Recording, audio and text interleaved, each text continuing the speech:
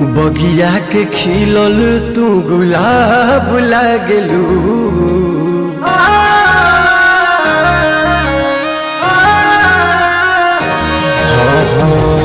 बगिया के खिलल तू गुलाब लागलू। बगिया के खिलल तू गुलाब लागलू। हमार जान हो तू जान लाजवाब लागलू। हमार जान हो तू जान लाजवाब लागलू। रोज रोज पीऊ शराब लागलू। रोज रोज पीऊ शराब लागलू। हमार जान हो तू जान लाजवाब लागलू। हमार जान हो तू जान लाजवाब लागलू।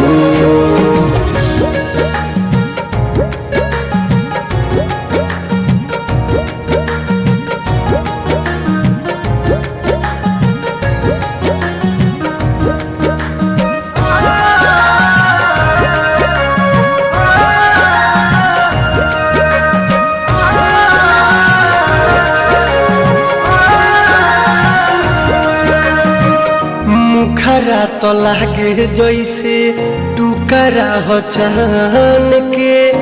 आवते तो पूरा कैलू सारा अरमान के।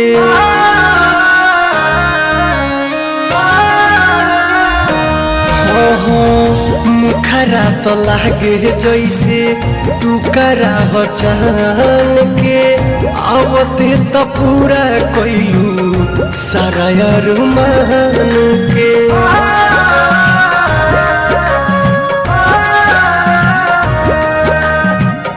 हमारा सवाल के जवाब लागलू। हमारा सवाल के जवाब लागलू। हमार जान हो तू जान लाजवाब लागलू। हमार जान हो तू जान लाजवाब लागलू।